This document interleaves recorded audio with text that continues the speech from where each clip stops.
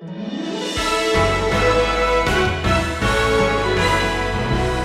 hace falta construir un altar ni arrodillarse ante una estatua para caer en la idolatría. A veces basta con dejar que algo, un deseo, una persona, un logro, ocupe el lugar que solo Dios merece en nuestro corazón. Bienvenido a Sabiduría para el Corazón con el pastor Stephen Davey en la voz y adaptación de Daniel Cuquín. Hoy concluimos nuestra serie de estudios en la primera carta de Juan con una advertencia clara, breve, pero urgente. Una frase que revela cuán fácil es para el creyente desviarse y cuán importante es mantener las prioridades correctas. Acompáñenos en esta lección desafiante titulada Propensos a reemplazar a Dios. En un artículo para el periódico The Wall Street se encontraba una anécdota de la vida del gran beisbolista Joe DiMaggio, famoso a mediados de 1940, que contaba acerca del verano de 1945, cuando la Segunda Guerra Mundial había terminado y los soldados estaban volviendo a sus hogares en los Estados Unidos. Resulta que uno de los soldados que regresó era el ex beisbolista de los Yankees, Joe DiMaggio. Él había ido al estadio con su hijito de 4 años, esperando ver el partido como un mero espectador, antes de reintegrarse al equipo, cuando un fanático lo reconoció, y luego otro más, y pronto a través del estadio la gente estaba alentándolo. Estaban coreando Joe, Joe, Joe DiMaggio. DiMaggio se emocionó con el reconocimiento de la gente y miró a su hijito a ver si se había dado cuenta de lo que estaba pasando. Su hijito lo miró y con una sonrisa de oreja a oreja le dijo: «Papi, mira, todos me conocen». El pequeño Joe DiMaggio Jr. cometió el inocente error de asumir que toda la gloria en el estadio de los Yankees esa tarde de verano le pertenecía a él y no a su padre. Pero, querido oyente, ¿no es ese el mismo error, el mayor error de la humanidad? No cometemos un error mucho menos inocente cuando vivimos como si nuestras vidas fueran el centro del universo y como si debiéramos recibir toda la gloria en lugar de nuestro Padre. Francamente, no es nada menos que idolatría cuando nos levantamos y nos salimos del altar donde estamos como sacrificios vivos y demandamos el trono de nuestro soberano Señor. Pregúntele a cualquier persona en la calle, o aún más, pregúntele al cristiano promedio si lucha con la idolatría, y va a ver cómo lo mira raro. Piensa que se volvió loco. Esa es una de las razones por las que las últimas 6 palabras del apóstol Juan son ya sea ignoradas o relegadas a un problema de la edad de piedra, a un asunto del pasado.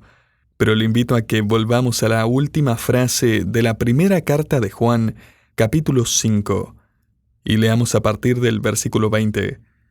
Allí dice: «Pero sabemos que el Hijo de Dios ha venido, y nos ha dado entendimiento para conocer al que es verdadero. Y estamos en el verdadero, en su Hijo Jesucristo. Este es el verdadero Dios, y la vida eterna». Ahora versículo 21. «Hijitos, guardaos de los ídolos». Amén. A todo esto, Juan termina esta carta de la misma forma que la comenzó, siendo firme, pero a la misma vez tierno. En el capítulo 2, versículo 1, él se dirigió a sus lectores como hijitos. Este es un término afectuoso que revela que Juan está escribiendo desde la perspectiva de un padre atento y cuidadoso.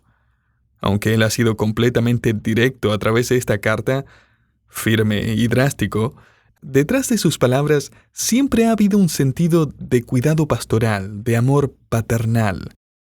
De hecho, los términos que ha usado para referirse a nosotros, cristianos, no han sido nada menos que títulos maravillosos. 6 veces a través de la epístola, Juan nos ha llamado amados. 3 veces Juan nos ha recordado nuestra conexión familiar los unos con los otros al llamarnos hermanos. Somos de la misma familia. Pero 9 veces a través de esta carta, Juan se dirige a sus lectores como hijitos. Entonces Juan comienza esta carta dirigiéndose a nosotros como hijitos y ahora la concluye con el mismo término. ¿Por qué? Porque es el término perfecto para comunicarnos no solo su amor por nosotros, sino también su gran preocupación por nosotros en vista del peligro que enfrentamos.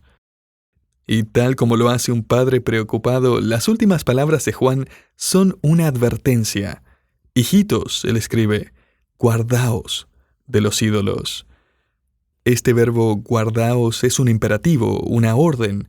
O sea, aún podría agregar un signo de exclamación al final del versículo 21. Juan está concluyendo su carta con un signo de exclamación. Y es como si Juan estuviera diciendo, hijitos, guardaos de los ídolos. En serio, cuídense. La palabra aquí para guardar se refiere a estar parado como un guardia armado, listo para cualquier ataque. Esta es la única vez que ese verbo aparece en 1 Juan. Es obvio que Juan piensa que los ataques van a llegar inevitablemente, así que él nos advierte, estén listos. Este verbo tiene un sentido de urgencia. ¡Cuidado! Es peligroso allá afuera. Muy parecido a cómo un padre termina de hablar por teléfono con su hijo, ¿no? Sin importar cuántos años tenga. O cuando un ser querido está por viajar, ¿qué le dice uno? Cuídate, o ten cuidado.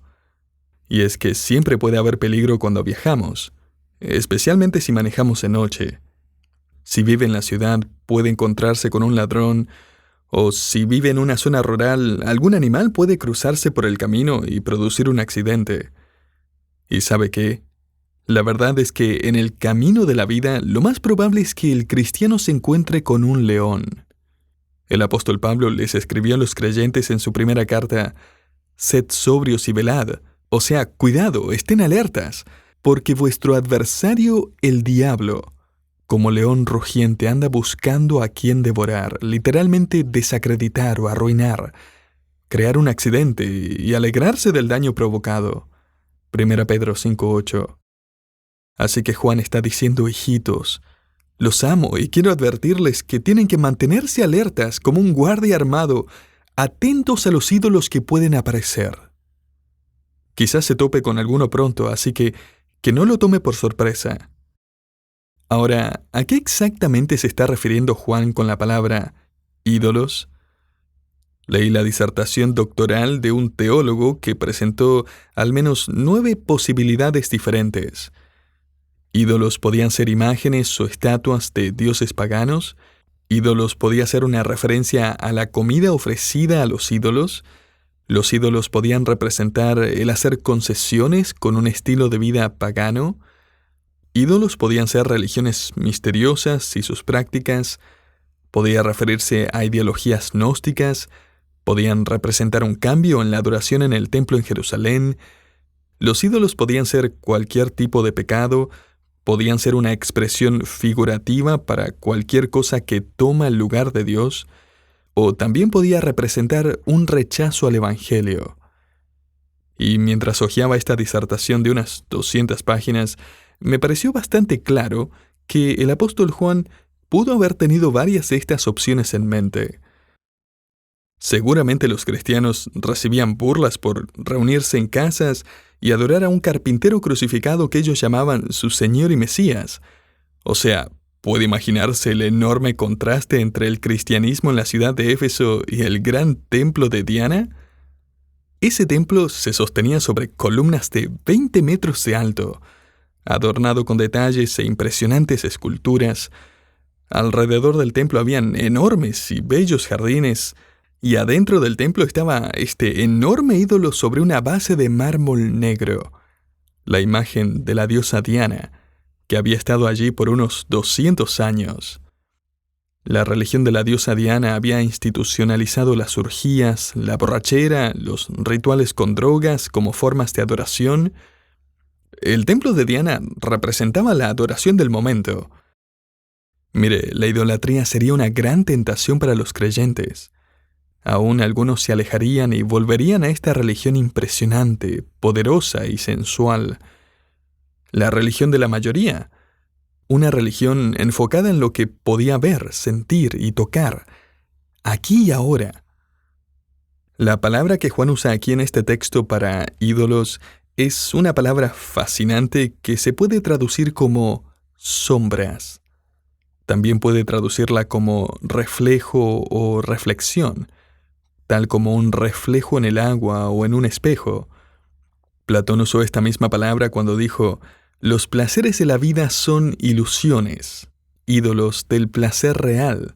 Grabado en el pecho de los necios se encuentra esta ceguera por los ídolos del placer. En otras palabras, los ídolos son meros reflejos, son en realidad como un espejismo. Y esa descripción concuerda hasta cierto punto con las enseñanzas del Nuevo Testamento, ¿verdad? La gente adora el placer, el dinero, el poder, la moda, la fama. Pero cuando logra tener alguna de estas cosas en sus manos, algún logro o persona, título, dinero, algún juguete nuevo, descubre que es un espejismo, que no le dio el placer que esperaba después de todo, que aún está insatisfecho. El espejismo nunca va a poder satisfacer su sed. Estoy de acuerdo con un autor que escribió que el peligro de la idolatría está relacionado con el hecho de que fuimos creados para adorar. Debemos adorar. Vamos a adorar. Querido oyente, ¿es la idolatría una cosa del pasado? ¿Está muerta la idolatría en nuestra sociedad? Todo lo contrario. Martín Lutero, ícono de la Reforma, escribió en el siglo XVI: un ídolo es sobre lo que una persona descansa. Un Dios es a lo cual miramos en busca de satisfacción. Es en lo que encontramos refugio. Es a lo que el corazón se aferra. A lo que alguien se entrega por completo, yo digo, este es realmente su Dios. El teólogo J. I. Packer escribió: su Dios es lo que sea que usted busca, sirve, ama y permite que lo controle. El apóstol Pablo llamó idolatría a la codicia y desafió a los creyentes a resistirla. La codicia, que también es idolatría, es desear algo o a alguien con tal pasión que lo pone en el primer lugar de su vida. Pablo les escribió a los corintios: por tanto, amados míos, huid de la idolatría. 1 Corintios 10:14. Más adelante en Colosenses él escribe: fornicación, impureza, pasiones desordenadas, malos deseos y avaricia es idolatría. Colosenses 3:5. Hoy en día hay millones de dioses e ídolos. No tendrán templos adornados con grandes columnas y jardines, pero estos dioses tienen billones de seguidores alrededor del mundo y siempre están listos para sentarse en el trono de su corazón. Packer los llamó los dioses del placer, las posesiones y la posición. Él concluyó diciendo: la lista de dioses es interminable, porque todo lo que una persona permite que controle su vida se ha convertido en su Dios. ¿Pensó alguna vez en cuán rápido las cosas pueden convertirse en comodidades y luego de comodidades se vuelven a la categoría de necesidades y eventualmente se convierten en derechos? Que Dios, si es que nos ama, nos lo debería dar. Un artículo escrito en el 2012 hizo la observación de que en los últimos 100 años hemos cambiado los lujos del ayer en necesidades. En 1900, menos del 10% de la población tenía una cocina eléctrica. En 1915, menos del 10% de la población tenía un automóvil. En 1930, menos del 10% tenía un refrigerador o un lavarropa. En 1945, menos del 10% de la población tenía aire acondicionado. En 1960, menos del 10% de la población tenía un lavaplatos o una televisión a color. En 1975, menos del 10% tenía un microondas. Y en 1990, menos del 10% de la población tenía un teléfono celular. Y hoy pensamos, ¿cómo podría sobrevivir esta gente sin aire acondicionado y una televisión a color y un microondas y un celular? Lo que antes era un lujo ahora se considera como una necesidad. Estudiando encontré que Sir Francis Bacon identificó 4 clases de ídolos. Ídolos que plagan la mente del hombre. Él escribe, la primera clase son los ídolos de la tribu. La segunda clase, ídolos de la cueva. La tercera clase, ídolos del mercado. Y la cuarta clase, ídolos del teatro. Él continuó explicando que los ídolos de la tribu eran un nacionalismo que se eleva como lo más importante en la vida. Los ídolos de la cueva son las supersticiones religiosas. Los ídolos del mercado se refiere a priorizar los negocios, la promoción, el dinero, el poder. Y finalmente los ídolos del teatro hacen referencia al entretenimiento, que se ha convertido en el mayor ídolo de muchos. Leí un autor que hizo una crítica a la iglesia evangélica en general, donde el nacionalismo parece ser un tema de mayor importancia, donde creencias supersticiosas se sobreponen a la exposición de la palabra de Dios, donde se busca atraer a las personas con herramientas de marketing y modelos de negocios, y luego busca mantener a las personas con formas de entretenimiento que reemplazan la adoración que el Dios vivo y verdadero se merece. Todo para que el incrédulo se sienta cómodo y más en casa. Mire, esto no es nada más que otro tipo de idolatría, a la que este concepto que Juan nos está enseñando en su última advertencia se puede aplicar fácilmente. Vimos cómo él presentó evidencia de la deidad de Cristo y su igualdad con el Padre. Y mire, cualquier persona o iglesia que niega estos atributos ha creado otro Dios, un ídolo. Y esto es exactamente lo que la iglesia protestante común hoy ha logrado efectivamente. Ha hecho un ídolo a partir de Dios al escoger los atributos que le gustan de Él y negar o ignorar los que no son muy atractivos. Él es el Dios de amor, pero no de justicia. Él es el Dios de gracia, pero no el de ira. Él es el creador del cielo, pero no del infierno. Es fácil de identificar esta forma de idolatría cuando una persona le dice, sí, entiendo lo que la Biblia dice acerca de Dios, pero cuando yo pienso acerca de Dios, me gusta pensar en Él como alguien... Y usted puede completar la oración. Eso no hace nada más que cumplir las palabras de Rousseau, quien una vez escribió, Dios creó al hombre a su imagen, y luego el hombre le devolvió el favor. Creamos una religión y un Dios que está de buenas con nosotros sin importar lo que hagamos o cómo seamos. En una conferencia hace no mucho tiempo atrás, patrocinada por el Concilio Mundial de Iglesias protestantes, se trató del tema de la soteriología, la doctrina de la salvación. Como imaginará, el tema se debatió acaloradamente. Muchos atacaron la doctrina del sacrificio sustitutorio de Cristo porque decían que promovía la violencia. O sea, un padre, Dios, matando a su hijo Jesús, era una forma de abuso infantil. Un delegado dijo, no necesitamos la doctrina de la expiación después de todo. No quiero ni pensar que necesitamos gente colgando en cruces y sangre. Solo necesitamos escuchar al Dios que tenemos adentro. Imagine, querido oyente, iglesias protestantes el día de hoy negando la revelación de la palabra de Dios y promoviendo nada menos que idolatría. Creen que están adorando a Dios, pero en realidad están adorando un ídolo que han creado, un Dios cuyos atributos y doctrinas se han cambiado y pulido para hacerlo más agradable, aceptable, más políticamente correcto. Así que Dios es simplemente la luz que tenemos adentro, o Dios es la tierra, es la fuerza universal, es Él o ella. Dios es madre, padre, hijo, está evolucionando y aprendiendo, y más que nada, Dios no ha determinado un juicio futuro. Ese es el tipo de Dios que la gente está dispuesta a adorar. Hace poco leí una encuesta que decía que casi la mitad de los estudiantes en colegios evangélicos y seminarios ahora creen que hablar acerca del juicio divino es de mala educación, falta de cultura, de mal gusto. Querido oyente, ¿cree usted que Jesucristo estaba siendo maleducado cuando les dijo a las personas que rehusaban arrepentirse: por tanto os digo que en el día del juicio será más tolerable el castigo para la tierra de Sodoma que para ustedes? Mateo 11:24.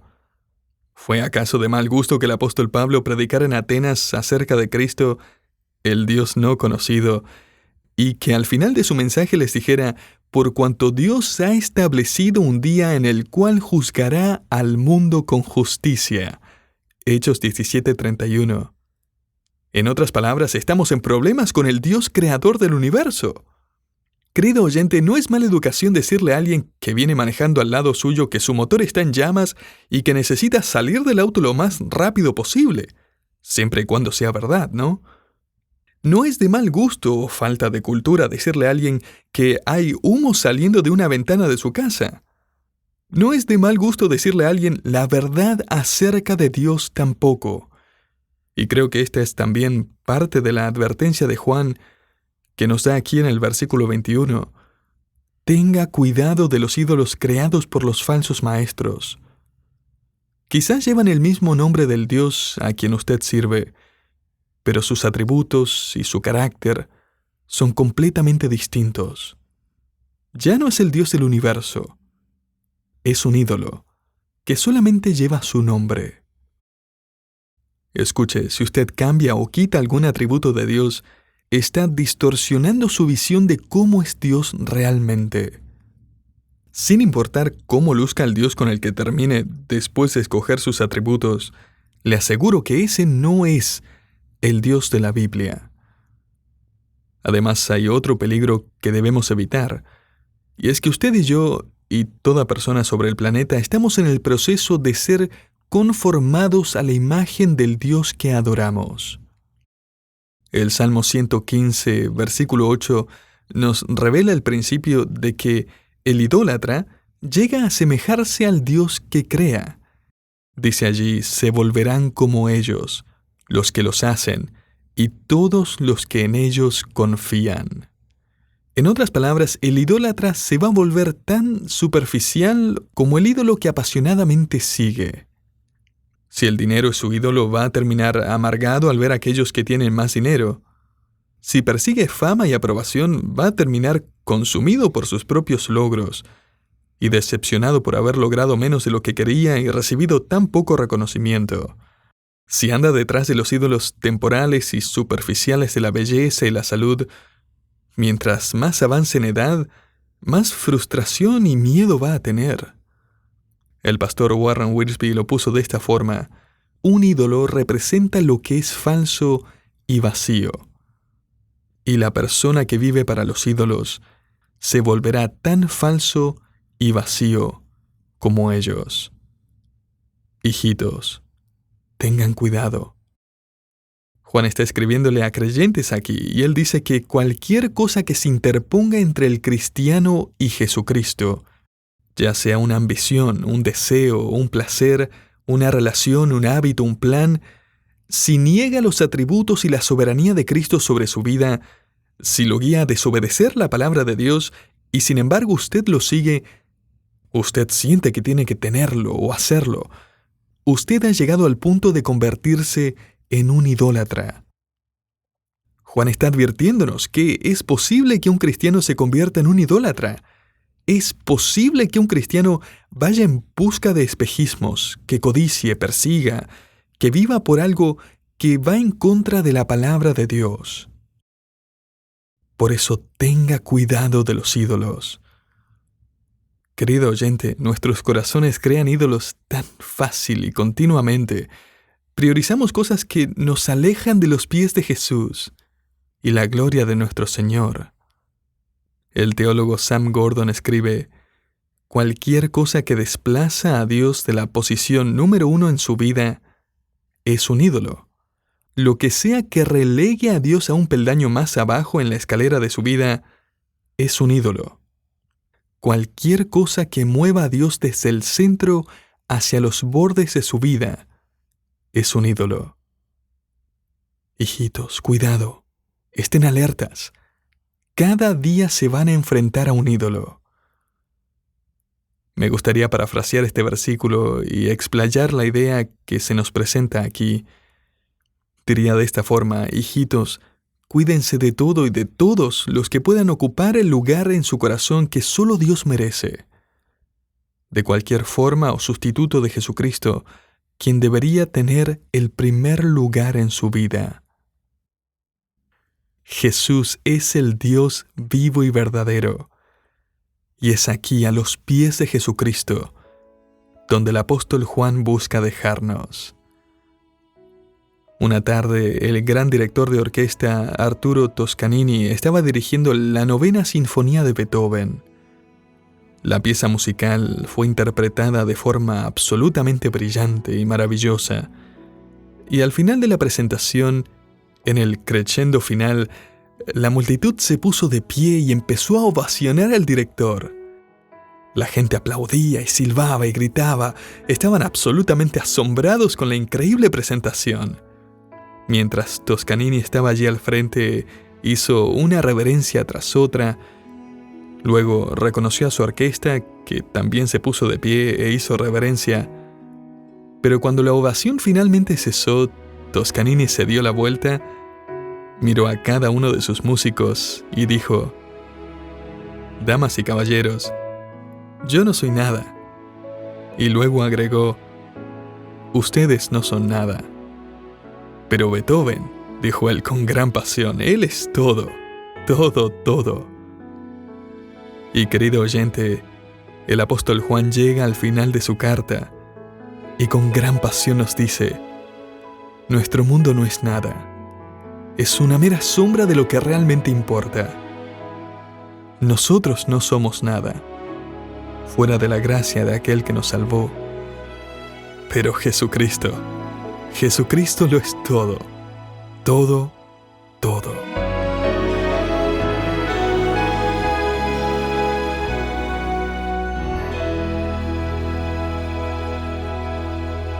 Todos somos propensos a dejar que otras cosas desplacen a Dios del primer lugar. Por eso esta advertencia final es tan necesaria el día de hoy. Hijitos, guardaos de los ídolos. Gracias por acompañarnos en Sabiduría para el Corazón, una producción del Ministerio Sabiduría Internacional. Hoy escuchamos el programa titulado Propensos a reemplazar a Dios, la última lección de nuestra serie en la primera carta de Juan. Si este ministerio ha sido de bendición para su vida, le invitamos a colaborar con nosotros a través de sus ofrendas. Puede hacerlo visitando nuestro sitio web sabiduriainternacional.org/ofrendar. Gracias por ser parte de lo que Dios está haciendo en la vida de tantas personas a través de este ministerio. Bendiciones.